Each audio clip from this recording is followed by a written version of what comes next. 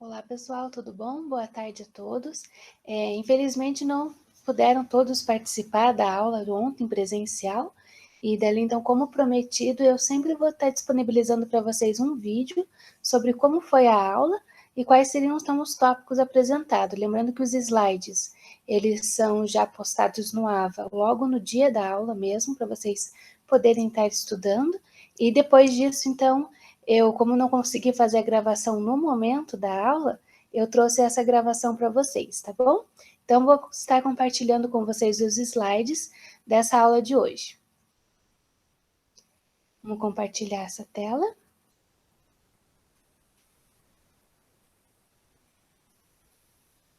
E caso vocês tenham alguma dúvida, queiram perguntar alguma coisa, podem ficar à vontade, vocês têm o meu e-mail, tá bom? Fiquem bem à vontade para perguntar qualquer dúvida durante esse período. Como eu falei para vocês, a aula presencial é maior, então eu trago para vocês um pouquinho mais resumido dessa aula de hoje. Então eu trouxe aqui a apresentação dos slides. Então essa é a nossa aula 10 de Introdução à Engenharia e Legislação. Essa frase a gente tinha terminado a aula anterior e eu trouxe elas para mostrar a importância, como o Ricardo Rocha, que ele é o presidente do CREA, ele trouxe a definição para ele do que seria um profissional excelente.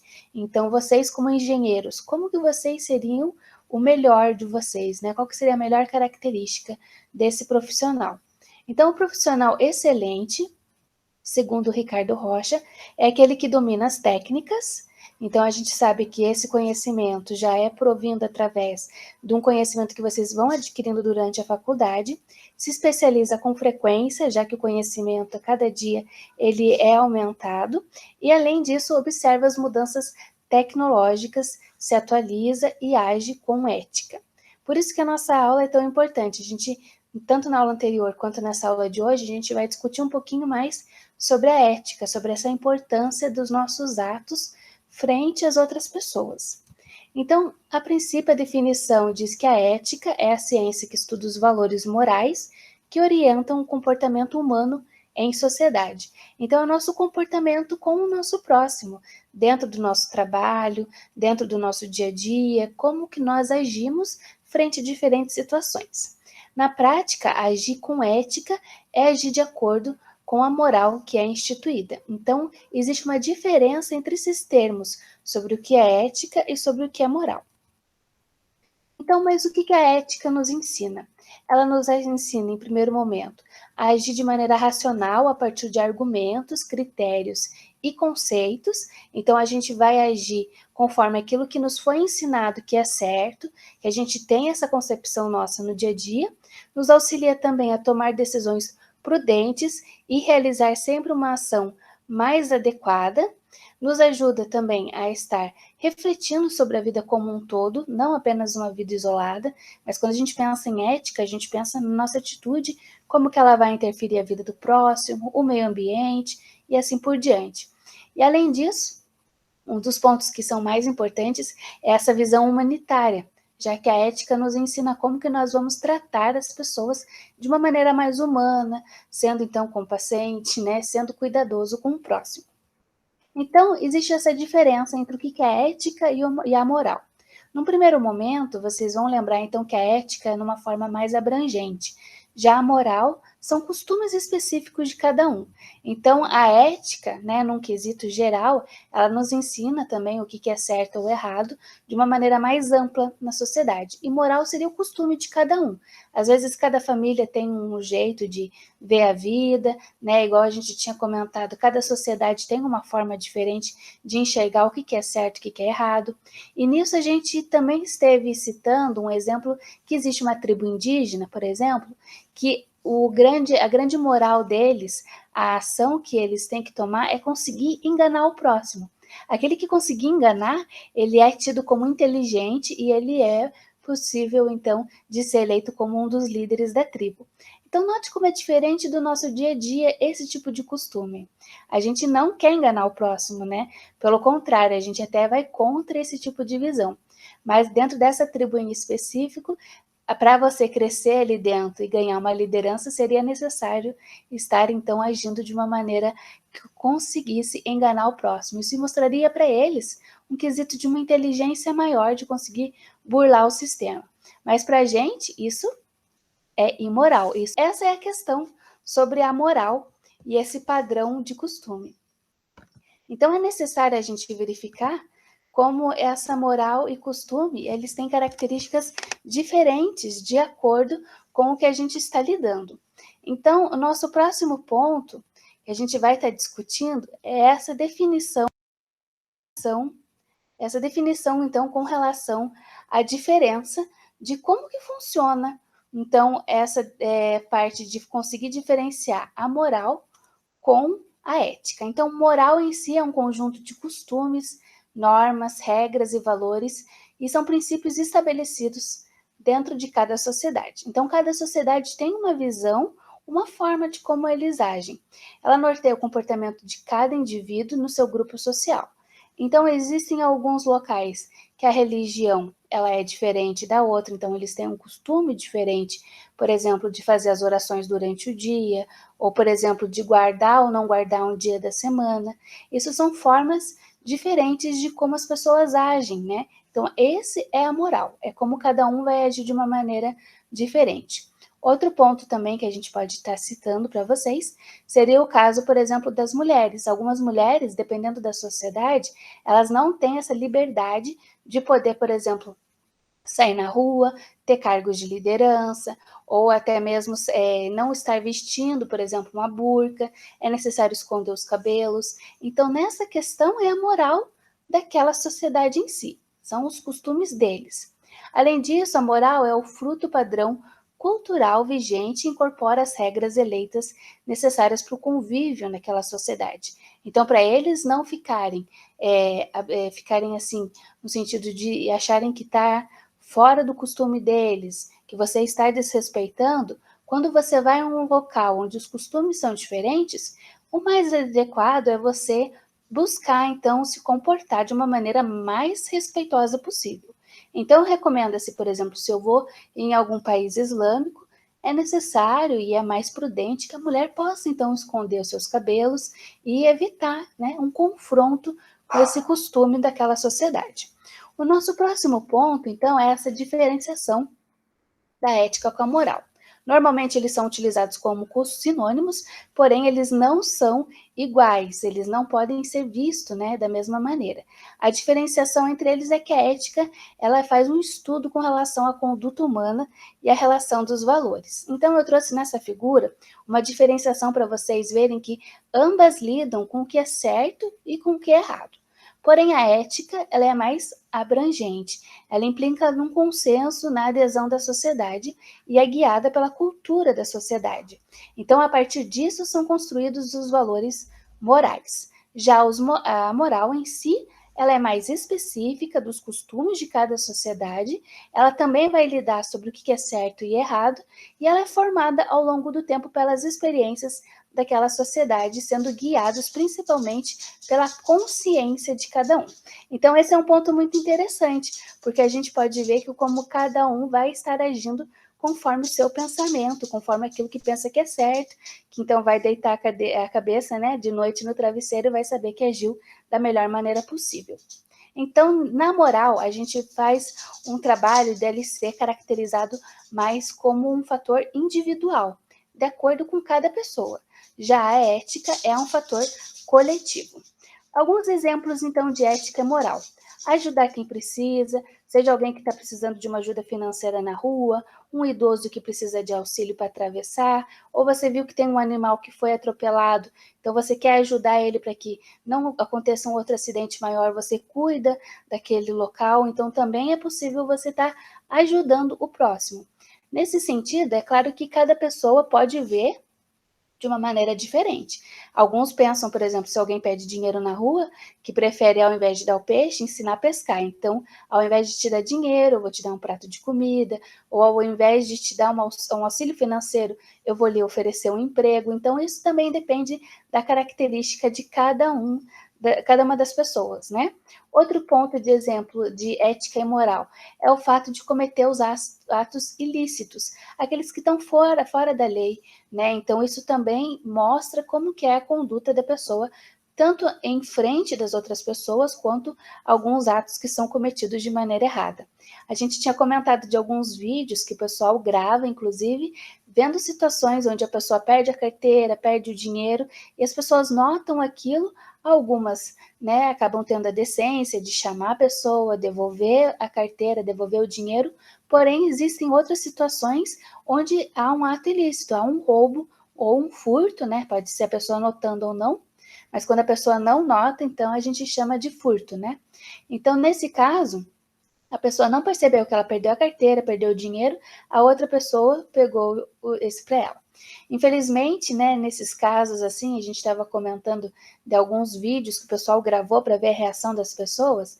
Existem pessoas que, quando foram confrontadas porque elas tinham pego a carteira e não devolvido ao seu dono, algumas ainda se sentiam na razão e queriam brigar, né, dizer que se sentiram ofendidas com aquele tipo de atitude. Agora, errado mesmo a atitude dela de não devolver a carteira ou o dinheiro para alguém. Outro ponto, então, de exemplo que a gente pode ter é o fato de jogar lixo na rua.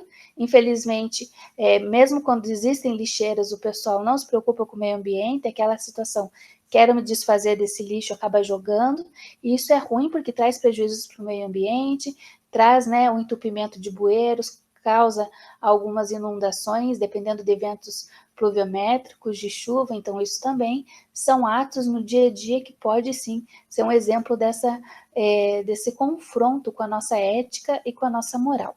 Outro exemplo que a gente pode estar dando é com relação a furar fila, por mais que a pessoa que está na fila é seu amigo, é injusto, né, de você furar a fila e pegar o lugar de outra pessoa. Às vezes a pessoa está ali madrugando, está esperando há muito tempo, e é realmente quando você vê que outra pessoa roubou o lugar, você se sente injustiçado. Então é aquela situação, não fazer para o outro aquilo que você não quer que faça para você. Outro ponto também que a gente pode estar citando é o exemplo de maltratar animais. Então, quando a gente fala de ética e moral, não nos referimos apenas a outras pessoas ou ao nosso trabalho. Podemos falar sobre o meio ambiente e também animais. Hoje em dia já existem leis que você pode sim estar fazendo a denúncia e estar então indicando aonde que existem pessoas que estão maltratando os animais e elas podem ser presas, pagar multas de acordo com o tipo de ato que elas estão fazendo. Então, rinhas de galinha, inclusive você estar explorando os animais para conseguir com que essa pessoa possa estar realizando um cruzamento para você ter filhotinhos de raça, isso também pode ser uma influência que pode prejudicar e também trazer um dano para os animais. Hoje em dia, graças a Deus, né, já existem essas legislações, então, que estão visando esse cuidado, evitando, então, com que as pessoas cometam esse tipo de ato. O nosso próximo ponto já entra um pouquinho dentro da engenharia, que seria a questão de prejudicar algum colega de trabalho. Então, dentro do nosso serviço, do nosso ambiente de trabalho, às vezes a pessoa quer ganhar espaço, quer ganhar o respeito do chefe e acaba prejudicando também o seu colega de trabalho, inventando uma mentira ou prejudicando o serviço dele, né? Então, isso também é uma falta de respeito, uma falta de ética e moral com a outra pessoa. Então, a gente entra aqui que dentro da engenharia, a ética é um conjunto de princípios e normas pelos quais a gente vai estar verificando a nossa conduta humana, como que é a nossa forma de agir. Então, a ética vale para todos os aspectos da nossa vida, seja no âmbito pessoal, como profissional ou qualquer alteração humana. A ética na engenharia, ela também pode ser relacionada com a ciência que deve acompanhar a tomada das decisões e dos projetos e serviços que são realizados pelos profissionais. Então, igual a gente comentou, às vezes algumas decisões não são tomadas a nível pessoal. Existe uma equipe que vai decidir qual que era a melhor proposta, qual que é a melhor solução a ser realizada. Então, existem situações onde a gente precisa, sim, levar a engenharia e a ciência, né, dentro do caráter verificado na ética. Então, aquele cuidado de decidir o que é melhor, tanto que é melhor para o meio ambiente, o melhor para o cliente, aquilo que vai sim trazer um lucro, mas também a gente não pode passar por cima dos outros. Então eu trouxe para vocês essa figurinha que mostra a questão de como que funciona a ética profissional. Então ele é um resumo geral. A gente tem essa questão de ter a moral, que é com relação aos seus costumes que as pessoas tomam. Ela também depende da sua habilitação, então você não pode exercer ações sem estar realmente habilitado. Lembrem que a gente comentou que a gente tem a ética, então a gente tem aquele cuidado, né, das pessoas estarem agindo de maneira profissional. Então, quando você sai da faculdade, você sai então como um engenheiro qualificado. Você aprendeu todas as possíveis habilitações e técnicas possíveis. Porém, depois disso, a gente verifica que habilitado mesmo, lembrem que a gente já aprendeu nas outras aulas, é aquele profissional então que tem o CREA, assinou a carteira, né? Ele tem a carteirinha do CREA com o seu número. Então aí sim ele é habilitado, e quando ele é habilitado é que ele vai poder assinar os projetos. Não adianta fingir que já tem o conhecimento, já está fazendo a faculdade, já pode assinar, não. Ele só vai poder realmente assinar projetos depois que ele for habilitado. Então, quando ele tem a carteirinha do seu CREA. Além disso, a gente verifica essa necessidade de preservação com recursos naturais. Então, é necessário cuidar do meio ambiente, não apenas visar o lucro, mas cuidar do próximo e cuidar do meio ambiente também. E a gente entra nesse último quesito que é com relação à responsabilidade. A gente tem a responsabilidade civil, criminal, técnica e trabalhista. Então, nesse ponto, a gente verifica que a gente tem uma responsabilidade com o próximo, com a nossa sociedade, a gente tem uma responsabilidade criminal quando não seguimos as legislações e normas vigentes, que seriam as NBRs, temos uma responsabilidade técnica, afinal, aprendemos com isso, né? Nós temos essa necessidade de estar verificando o nosso conhecimento e utilizar o melhor que foi possível para estar executando, e, por fim, também uma responsabilidade trabalhista com o próximo. Então, é necessário a gente estar assinando a carteira, estar oferecendo salários, né, adequados com relação à formação da pessoa.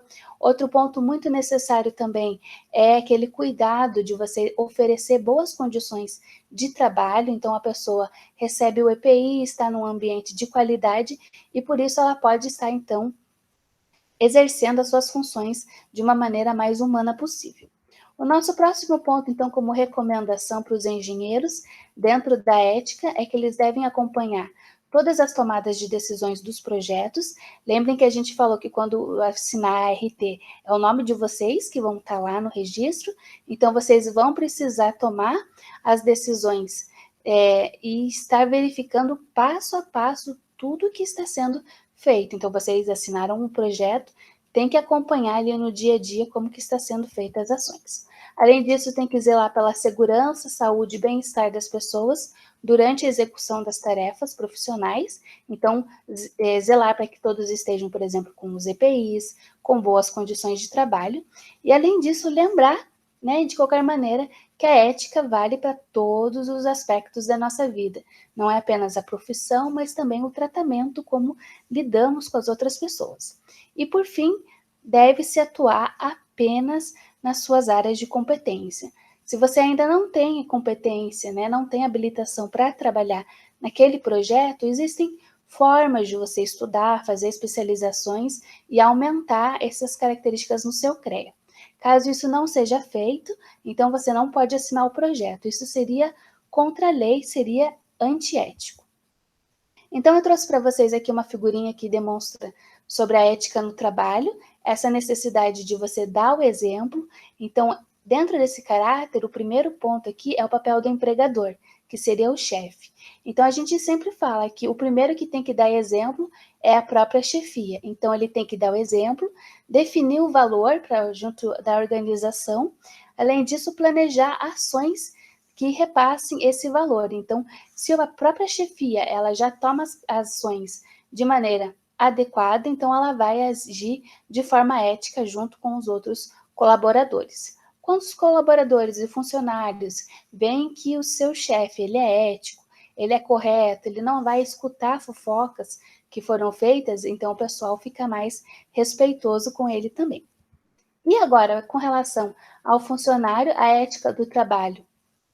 Para o funcionário, então, verifica-se através de dar atenção à cultura da empresa, então, é aquilo que a gente comentou na aula também presencial. Se você veste, às vezes, o uniforme da empresa e você sai na rua dirigindo o carro da empresa, você tem que ter uma atitude ética correta, não vai sair xingando, quase atropelando alguém, porque você está ali levando o nome de uma outra empresa. Então, a partir do momento que a gente tem esse cuidado, deve-se, então, tomar essa atenção de evitar que seja feita qualquer atitude errada, né? Porque a gente vai acabar não apenas se sujando, mas também sujando o nome de uma empresa. Além disso, é necessário seguir os princípios éticos que regem essa empresa. Então, a empresa ela tem que trazer essa característica bem clara, manter uma boa conduta e colaborar com toda a equipe. Buscar um autoconhecimento, né, que são com relação às suas próprias ações, e agir com respeito ao próximo. Dentre os benefícios da ética no trabalho, a gente tem a retenção dos talentos, a possibilidade de um trabalho em equipe, por mais que seja um funcionário novo, você trata ele com respeito, você tem uma produtividade, uma motivação no local, além de uma saúde emocional. Então, além disso, a gente pode verificar que existe essa possibilidade de trazer um clima bom dentro da empresa. Quando um começa a reclamar, o outro também começa a reclamar, o ambiente fica pesado, não fica um local legal de trabalhar. Então, quando a gente tem uma ética, um cuidado ali frente, evita-se fofoca, evita umas competições entre si, é possível, então, ter benefícios nessa ética dentro do serviço. Além disso, a gente tem um desenvolvimento próprio e profissional, e também aumenta a credibilidade da empresa com melhores resultados.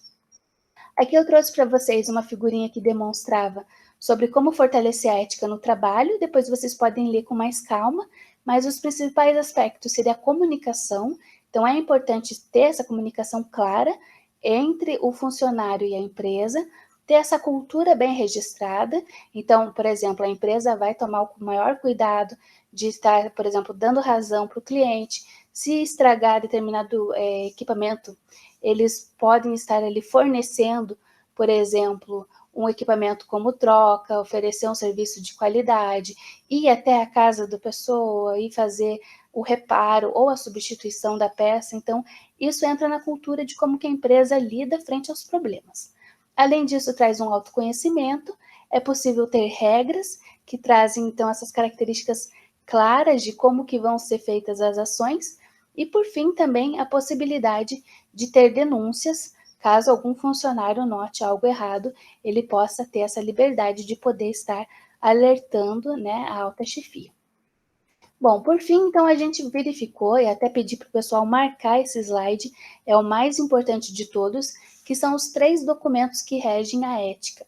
Então, dentro da engenharia, a gente verificou que nós temos o Código da Ética Profissional, ela foi feita pelo CONFEA, o Conselho Federal, então ele é a nível de Brasil. É claro que todos os CREAs, então todos os regionais, todos os estados também obedecem esse código de ética, mas o carro-chefe, então, é do CONFEA.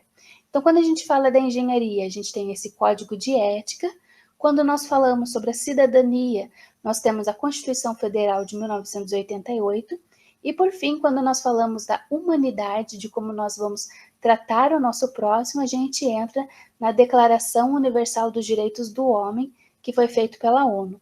Então, deixe marcadinho esses 3 documentos, são os principais documentos que vão ser abordados, inclusive eu comentei com eles que caem na prova, quando a gente perguntar quais são os documentos representativos da ética e o que cada um deles vai estar abordando, eles são os principais. Então, na aula anterior, a gente falou sobre o Código da Ética feito pelo CONFEA, que é a Resolução 1002, né, de 2002. A gente verificou, então, sobre como que é toda ela, né? Aqui eu trouxe um resumo do que a gente viu em todas as aulas, né, anteriores. Então, dentro do Código de Ética, existem vários ramos e entre eles nós temos os princípios éticos, os deveres, as condutas vedadas, os direitos e a infração ética. Então, quem quiser ver um pouquinho mais, é só pegar o slide da aula anterior ou o vídeo da aula anterior, que vai estar bem especificado cada um desses itens. Então, dentro dos princípios éticos, eles verificam o objetivo da profissão, a natureza da profissão, a honradez, você trabalhar da maneira mais adequada possível para que seu trabalho seja com respeito e com qualidade, a eficácia profissional, o relacionamento profissional, lembrando que você vai lidar com várias pessoas, são equipes multidisciplinares, com maior ou menor conhecimento, ou áreas diferentes, então é necessário esse princípio ético da gente lidar com os outros com respeito. Além disso, a intervenção profissional sobre o ambiente e a liberdade e segurança dos profissionais. Quando a gente entra nos deveres, o que cada um engenheiro tem que fazer, ele também divide em vários artigos com relação ao ser humano, com relação à profissão, a relação com os clientes, os empregadores, outros tipos de profissionais também, e com o meio, tanto de serviço quanto o meio ambiente. Depois a gente tem o item com relação às condutas vedadas, que é aquilo que o engenheiro não pode fazer, então frente a outro ser humano, a profissão, também com relação aos clientes, empregadores, outros profissionais e o meio. E depois eu trouxe aqui com relação aos direitos, e que também vou falar um pouquinho sobre cada um deles, que estão dentro do artigo 11 e 12. Então, no artigo 11, ele fala que vocês têm sim o direito, por exemplo, de se fazer livres associações, organizações de corporações profissionais. Vocês podem e têm o direito de ter a exclusividade do serviço profissional de vocês, um reconhecimento legal, uma representação dentro da instituição. Então, vocês têm esse direito de serem, então, reconhecidos dentro da lei. E no artigo 12, ele fala também com relação à sua profissão, quais que são os direitos relacionados à liberdade de especialização. Você pode escolher qual que especialização você quer fazer. Às vezes as pessoas acabam escolhendo de acordo com o tipo de trabalho que tem. Então, se ela vai voltada mais numa área, ela pode estar fazendo aquele determinado serviço. Pode fazer a liberdade das escolhas sobre seus métodos e procedimentos e o seu uso dentro da profissão. Você tem a exclusividade do ato de ofício que você quer se dedicar e é direito seu também receber aquela justa remuneração. Então, dentro do CREA existe, né, tabelado os valores para quem é registrado como engenheiro, qual que é o salário que lhe é por direito necessário, né, que ele deve ser pago. Além disso, a gente tem a questão do provimento das condições dos trabalhos dignos, a recusa ou interrupção do trabalho, do contrato, do emprego, caso ele pense, né, vocês tomem uma atitude de falar, não, eu não sou compatível, eu não tenho essa habilidade, vocês podem estar, então, recusando determinado trabalho, é um direito de vocês, assim como proteger o título de engenheiro e também ter a propriedade intelectual. Então, vocês foram os autores de determinado projeto, protótipo, processo produtivo, vocês têm o direito de ter o nome de vocês, inclusive quando assinarem a RT, que é a Anotação de Responsabilidade Técnica, vocês então têm essa propriedade intelectual, vocês são os donos, os criadores.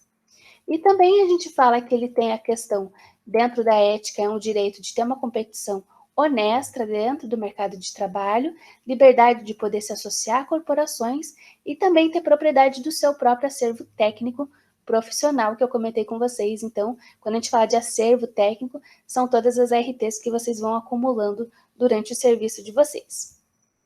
E por último, a gente fala ainda dentro do Código de Ética a respeito da infração ética, que então seria todo aquele ato que foi cometido pelo profissional que está fora do que lhe era possível, está fora da legislação, está fora da norma, né? Às vezes recebeu algum suborno, isso é errado, isso é uma infração da ética, e de acordo com o tipo de ação é recebido, então, multas, indenizações, você pode perder a sua habilitação, né, de estar assinando projetos de maneira provisória durante um determinado período, mas também perder de forma definitiva de acordo com o risco. Então, a gente falou aqui desse primeiro tópico dentro da engenharia, que é o Código de Ética. Agora a gente vai falar um pouquinho sobre a cidadania, que é a Constituição Federal de 88. Então, ela é de 88, foi a que nos trouxe, então, a República Federativa do Brasil. Ela é de 1988, é a nossa lei fundamental e suprema. Então, tudo que fala sobre a democracia está dentro dessa Constituição. Então, ela tem um caráter que rege o nosso ordenamento jurídico até os dias de hoje.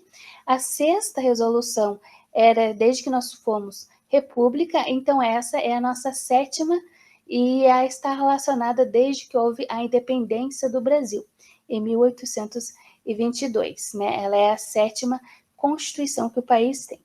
Então, aqui ela faz a divisão, por exemplo, do poder executivo, no âmbito federal, que nós temos o presidente, no âmbito estadual, o governador, distrital e, por fim, o âmbito municipal, onde nós temos os prefeitos. Então, nós temos essa democracia, onde nós elegemos quem nós queremos que sejam os nossos representantes. Além disso, na Constituição de 88, ela trouxe a igualdade de gêneros e o fomento do trabalho feminino. Então, a mulher também ganha o direito de poder estar trabalhando e de receber todos os direitos que lhe é fornecido pela lei, né? Então, esse é um reconhecimento muito bacana dos direitos individuais de cada um.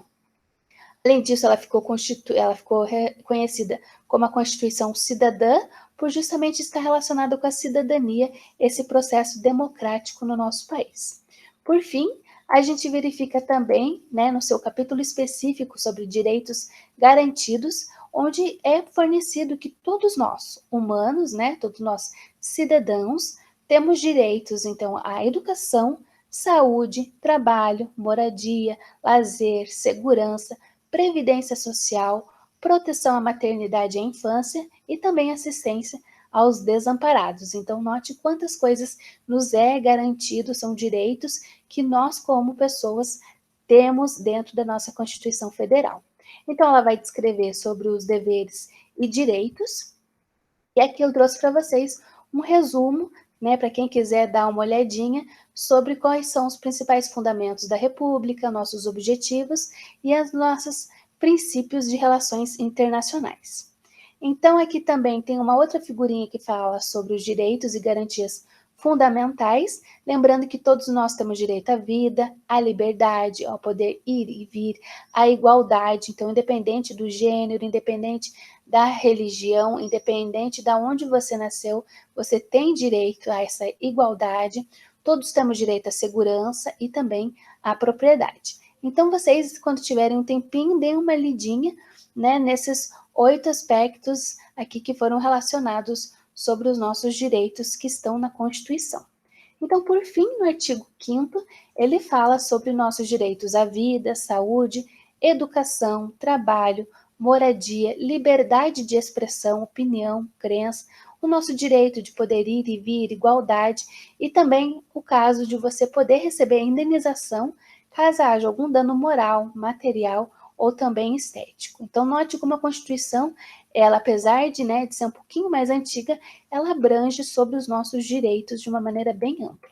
E, por fim, o último documento que nós discutimos na aula foi a Declaração Universal dos Direitos do Homem, que ela foi feita pela ONU, que é a Organização das Nações Unidas. Então, essa declaração, ela foi realizada em 10 de dezembro de 1948, esboçada pelo John Peters, mas também contou com o auxílio de várias pessoas do mundo todo, como o nome diz, Organização das Nações Unidas. São vários países que se juntaram para trazer o quesito da humanidade e dos direitos que nós temos. Então, a gente tem também aqui um dia especial, né, o Dia Internacional dos Direitos Humanos, no dia 10 de dezembro, que fala sobre a vida, liberdade, justiça, segurança, igualdade, saúde, informação, expressão, opinião, dignidade e fraternidade e também o direito de educação e trabalho. Todos nós temos esses pontos.